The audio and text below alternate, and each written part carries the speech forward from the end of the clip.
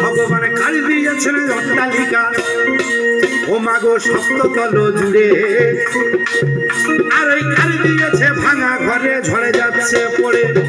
ভগবান কাল দিয়েছে অট্টালিকা, সঙ্গে দিলেন জমিদারি, কারোবার করেছেন তিনি পথের ভিখারি। কেউ বা দামি দামি জুতা কিনে ও মাগো লাগাচ্ছে গোপাল,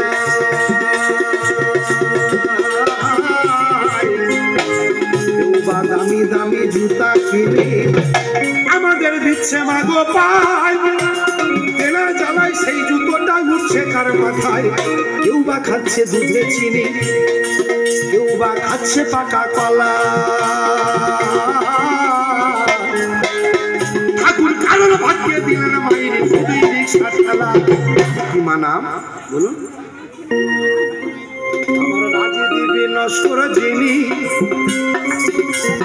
মাহায় আমার ও মাগো সন্তানের নামে দেখুন আমাকে 150 টাকা করে গেছে দান। তোর বাড়িতে বাধা থাকবে লক্ষ্মী ভগবান। আমার দান করলে পূর্ণ পাওয়া যায়, দান কোনোদিন বিফলে যায় না, দান করলে পূর্ণ পাওয়া যায়। কে দান করেছিল মা? এই ধরা দেবী একদিন দান করেছিল। ধরা দেবীর কাছে ভগবান আর নারায়ণ গিয়েছিলেন। ধরা দেবীর কাছে গিয়ে বলছেন ভিক্ষাং দেগি।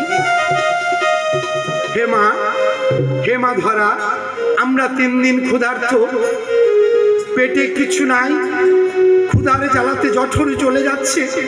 দে মা, আমাদের অন্ন একটু দান কর, একটু আমাদের খেতে দে। ধরা দেবী বললেন বাড়িতে আমার চাল নাই, ডাল নাই। স্বামী দ্রোণাচার্য উনি ভিক্ষায় চলে গেছেন।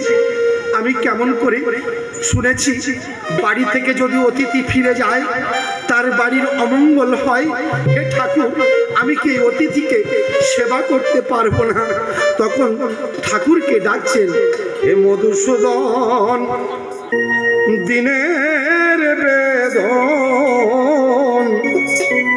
ঠাকুর তুমি বিনে কে ঘুচাবে?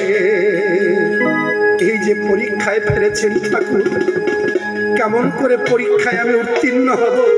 ঠাকুরকে ডাকছে, হে মধুসূদন আমাকে রক্ষা করুন।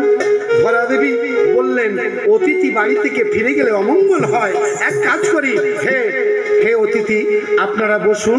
বসার আপ্যায়ন করলেন, পিছনের দরজা দিয়ে ধরা দেবী চলে গেলেন পাশের বাড়িতে চাল ডাল ধার করতে। চাল ডাল কেউ ধার দিচ্ছে না বলে তো স্বামী প্রতিদিন ভিক্ষা করে আনলে তবে খেতে পাস, ধার নিলে দিবি প্রত্যেকে।